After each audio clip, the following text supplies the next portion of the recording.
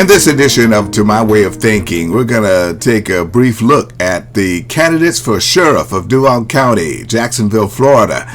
The next sheriff of Duval County will be an African American. We were fortunate enough over the last few months to interview Lakeisha Burton, T.K. Waters, Ken Jefferson, and Wayne Clark, who are running for that position. And we're going to feature some excerpts here from our conversations with them as they each tell who they are. The election is coming up shortly. The winner of this election, out of the 5 candidates that are running, whoever gets the top more than 50% plus one, will be the next sheriff of Duval County, and that person will serve until next spring, March, when they will have to run again to get 4 years as sheriff in their own right. So here's some excerpts as each one of the candidates tell who they are. So the sheriff has 5 stars. The undersheriff has 4 stars. And then the sheriff's office currently have 5 directors. They have 3 stars. And then it moved down to division chief, which was my rank. And at my time, there were 14 division chiefs. And then 1 star is an assistant chief. So, the sheriff was a 5-star general. I was a 2-star general. So being a division chief, I commanded half the city when I was there, 580 personnel on the west side, northwest side, and north side of Jacksonville. So that's what distinguished me with the 2-star in that deal. So who is Wayne Clark? That's a very good question. So I was born here in Jacksonville. Very early on in my life, I had an issue where I had a degenerative disc in my back when I was about, 2 or 3 years old. And for a while I couldn't walk. And I got over that issue, went on, lived a typical normal life, high school, played football. And I remember coming on the sheriff's office, and I finally said, you're going to be on the team at the sheriff's office. And that degenerative disc issue in my back x-ray came up, and they told me I couldn't be a police officer. Man, that was a devastating blow because of the pension rule. And here it is, almost 40 years later, I got the waiver, and I've never had any issues with my back because, that was something that was going to stop me from becoming a dream of being a police officer. But I grew up in Jacksonville over on the east side. My mom and my dad, my dad only went to the 6th grade, had to stop. He was from Georgia, 6th grade. He was a big guy. You know what that meant. Time him to go to work in the fields. My mom, she only went to like the 3rd grade. She had to help out with cleaning houses, back from Georgia. So they both made their way to Jacksonville looking for a better life. And one thing I can say about them, they really instilled in us the need for an education because they saw education as the big leveler to make sure that we can come up and get out. We grew up in a shotgun house on the east side. And those who don't know what a shotgun house is long straight hall, all rooms on one side or the other. If you shoot a shotgun, it goes all the way through it on the east side. But they really emphasized on us getting our education. So I was able to graduate high school and start at the sheriff's office at 18 years old as a volunteer police officer. My dad worked at the old police headquarters at 711 Liberty Street in the late 60s. And I can remember as a young boy, we used to walk from our house on the east side to take my daddy his lunch. And we would stay there with him. And his job was to gas up the police cars, check their oil, check their tire pressure, wash their cars, and we helped him out. And I remember in 2003, I was promoted by Sheriff Rutherford and put over the narcotics and vice unit. And my office was in that same building that I came to as a little boy. And oftentimes, Fred, I would look out that window and imagine how when I was a little boy down there with my daddy washing those police cars, and look at me now, I'm here in this building and I'm over the whole building. So, I started at 18 years old as a corrections officer, then a police officer, was a sergeant. I was the youngest sergeant on the sheriff's office at the time. In 1990, I was 28 years old. Became a lieutenant in 1997. I was the only African-American lieutenant on the sheriff's office. Joe Henry was the last one before me, and it had been 10 years. And then I made assistant chief in 2000 over in Zone 6, which is the north side. Then I went to Zone 5, which is the northwest side. I was there until 2003 when I went to narcotics. And then in 2005, 2005, Sheriff Rutherford promoted me to division chief and put me in over Patrol West, which was zones 4, 5, and 6, is where we were able to reduce murders and violent crime and also reduce traffic fatalities during that time to about 33%. So 2010, I left to go to the airport. I was their chief of police for 4 years. Then in 2015, I came over to the school police department. I was there until this past September, retiring as their chief of police. So I'm married to my wife, Carol. We've been married for 38 years a week ago. We have 3 children and 4 grandchildren. I've lived in Duval County all my life, lived in north side of Jacksonville all my life. This is my city, and I'm not going anywhere. I'm not going to let anybody take my city. And I see this as me being available as a servant leader next? to give first, let myself me just to the thank you for the service opportunity to to the come citizens of and speak with you for these few minutes, Fred. I certainly do appreciate that. Why am I running for sheriff? And that's a most asked question a lot of times from people, because this is not my first time. It's not my second time. This is my 3rd time actually running. And to be quite honest with you, I came to myself at one point and decided that, okay, I tried it once, I tried it twice, didn't work out. I'm going to just do some other things.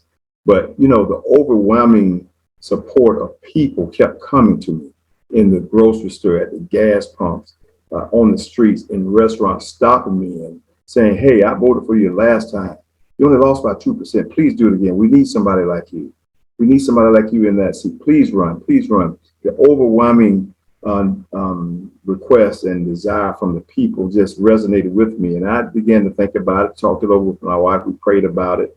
And so we're here. So this race is not about Ken Jefferson. It's about the people of Jacksonville who want someone that they feel that can bring about change, positive change within the Jackson Sheriff's Office. And by bringing the positive change within the Sheriff's Office, you bring about positive change in the entire community.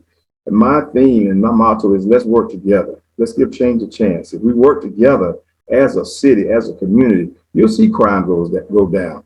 Will it prevent anything from ever happening? No, it will never prevent anything from ever happening. No one can do that, but you can hope to deter. I like to put it this way: when it comes to crime, you never be. I compare it to Tom Brady. You never be able to stop Tom Brady. You can only hope to contain him.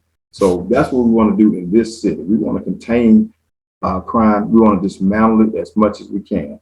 Who is Ken Jefferson? Well, I'm just a guy who loves this city, who loves this community, who knew from 5th grade that I wanted to be a public servant.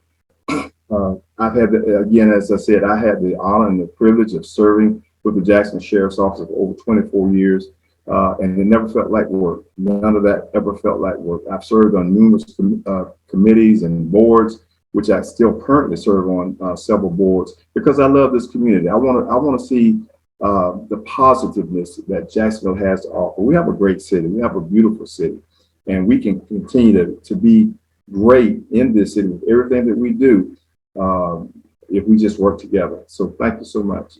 All right. There are 5 Democrats in this race. You're the only Republican. Why are you a Republican? And why have you always been a Republican? And you know, why a Republican? Yeah. Why am I a Republican? Because there are certain things that I don't believe, that don't line up with my life, that the Democratic Party supports and I don't support. Whether it has anything to do with law enforcement, has nothing to do with law enforcement. As a policeman, as a sheriff, we take care of every member of our community. Listen, my family's from Sweetwater, my mom's side. My dad's side is from Southside. Right, everyone, and they're all Democrats. But when it comes to taking care of people, none of that matters to me. What matters to me is my beliefs, my principles is the reason why I'm a Republican. Has nothing to do with anything other than that. So who is TK Waters? Tell us. That's Thomas. And what's the K in Waters? So who are you? Thomas Kevin Waters. All right. I am the son of like I said before, a 32-year military veteran. I was born in Fort Bliss, Texas, because of that military life. I graduated high school in Würzburg, West Germany, graduated college at Liberty University. I've been with the Jacksonville Sheriff's Office, and I joined the Sheriff's Office because my first cousin was murdered in Ramona in the apartment complex when when he was 19 years old. That left a horrible feeling in my heart. I saw what it did to my aunt. I saw how the impact that it had on her. And all my life, all I wanted to do was try to save lives. I've worked in many different departments within the sheriff's office. I spent 10 years in homicide as a homicide sergeant, where I got a chance to hold people accountable for killing young men in our community. And the reason I say young men, because there was a lot of young men murdered, young ladies also. But when my life's goal and my life's purpose was to save lives, that's all I care about. I lost my own son in 2018. I don't talk about that much, but I'll talk about it briefly. And what that did is remind me that parents, it doesn't matter what the kids are up to. Parents don't deserve what comes along with that kind of pain, that kind of hurt. So I've spent my entire life being a policeman for those reasons. I didn't start the sheriff's office saying I'm gonna be the sheriff. I got to a certain point and said, hey, maybe I can do this. And when I got to this point, I realized that I wanted to see this agency go further, continue to get better, continue to improve upon Mike Williams and Nat Glover and John Rutherford. There are some great leaders ahead of me. Don't want to erase what they've done. Maybe do something better, or maybe even erase something that they've done that I disagree with, but do something better. I'm just a guy who cares about this community. I love everybody in it. I love people. I'm willing to talk anytime. You said something I was shielded for a long time, but I don't know if you know this or not, but every time there was an officer-involved shooting, I was the guy who had to speak about it from 2019 to 2022. So I was just really serious about my job. It came out that I was running from the media, not running from the media. I just don't talk while I'm working. Now that I'm not working, you see how easy it was to get me to come talk? Yeah. I'm good. It's not a problem. It's just, I just take my job very seriously. I think I owe the community that. I think I owed it to them. So it was very important for me to do that. So I'm a loyal guy. I love Jacksonville. I want to see Jacksonville continue to grow and see Jacksonville continue to go in the right direction. And I want to hold people accountable in this community for trying to hurt others and victimize other people. So will you be as accessible to sheriff as you having to be on the campaign trail comes the question? Oh, yeah. So I can provide you with witnesses of my accessibility. I have a real open door policy. And when I first started the process with this violence reduction section, it took me going out with and meeting members of the community that want to be a part of the solution, because it took outreach and support providers. It took service workers, things that we're not professionals at. So I was able to go out and meet a lot of those folks and get them on board. And now every Thursday, they go out with us every Thursday to make contact with some of these young men, to the tune of almost 760 people.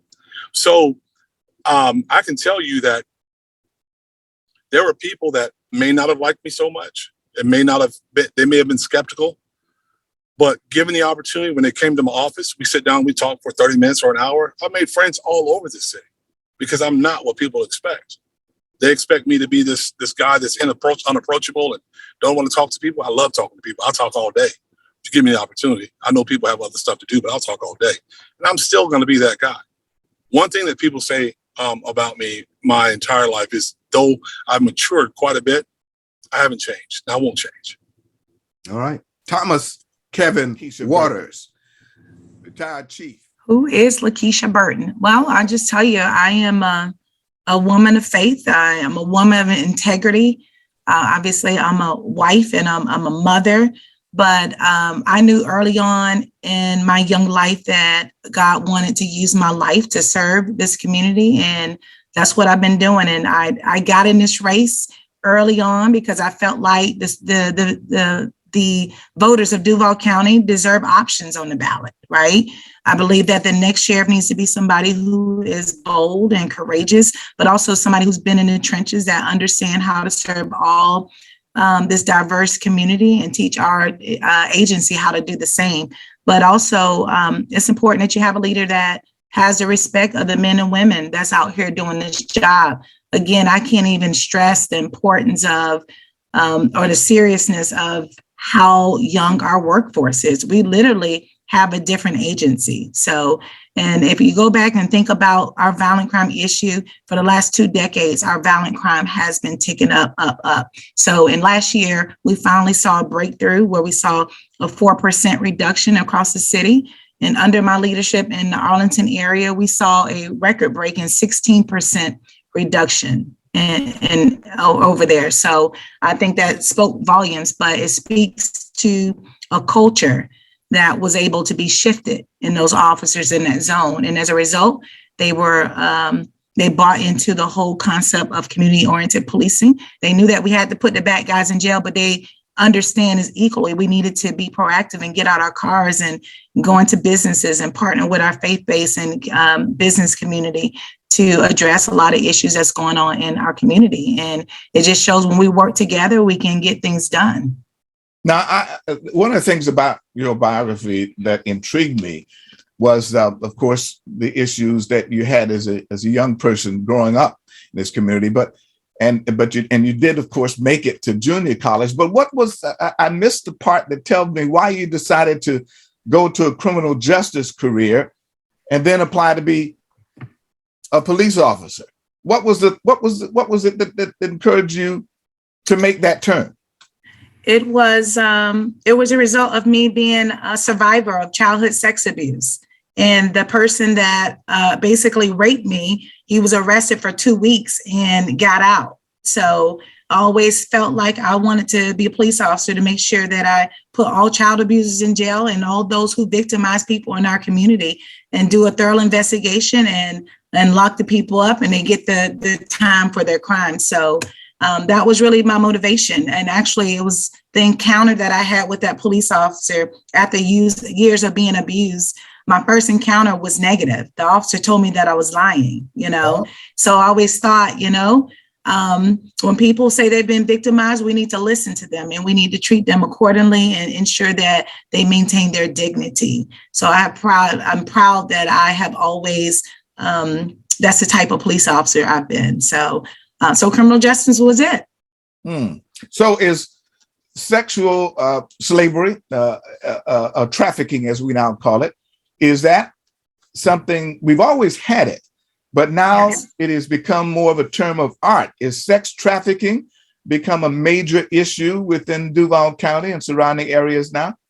It has. And to your point, we've always had it. We just never knew how to define it, and quite frankly, it's people like me, survivors speaking up saying, hey, I was a victim of this and I want to help other people. And it gives other victims courage to speak up, but also it brings awareness and education. And thank God for all the resources that are here now available. So it certainly is something that is rampant here in our city and all over. And I work with several organizations that deal directly with that. All right. Now you're running as a Democrat Yes, in a town that is largely elected Republicans. In fact, Republicans hold every major seat in the county.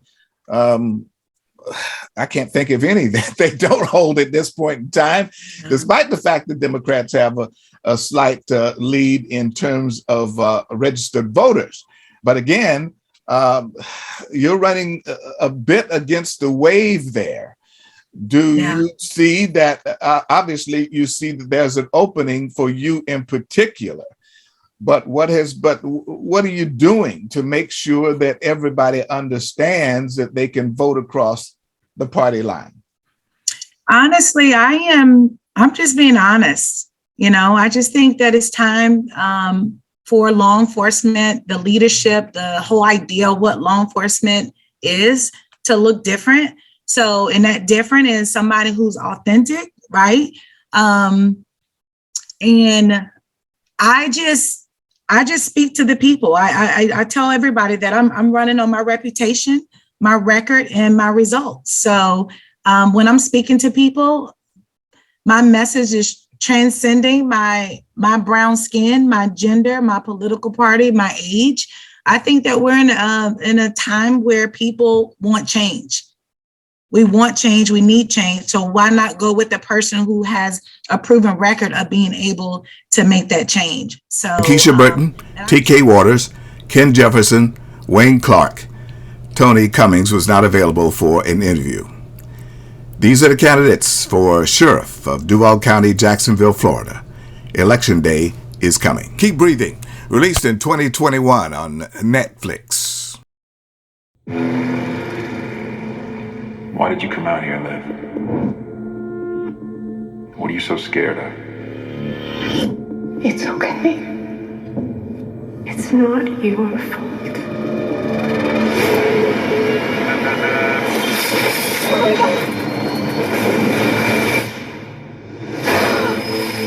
Roby! I got you. Hello! No one's coming. No one knows we're here. You're on your own. You've reached Liv Rivera. I can't return your call right now. My phone is dead and I'm stranded in the forest. There's nobody coming for you. Because nobody cares about you. You've got nothing. No one. Keep Breathing, released in 2022 on Netflix, an episodic character study of survival. This 6-episode series could have been appropriately titled, What Would You Have Done? The director and producer take quite a bit of creative license by driving the viewer back and forth and sometimes further back to explain who our main character is and how she came to where she is. Keep Breathing is an extremely slow burn. In fact, it's not a burn at all except for the plane crash. It's more like a simmer that never boils over. This survivalist study in character is held together by the winning performance of newcomer to us viewers, Melissa Barrera of In the Heights and Scream, with a supporting cast that makes the viewer feel something and ask the key question, what next? Beautiful outdoor scenery is captured through the cinematography of Joe Joffin and Alicia Robbins under the direction of Maggie Riley and Rebecca Rodriguez is not overdone. Keep Breathing is something you can watch when you're bored and wondering what will she do next from episode to episode. This is why Netflix exists. Keep Breathing on Netflix, 7 of 10 stars.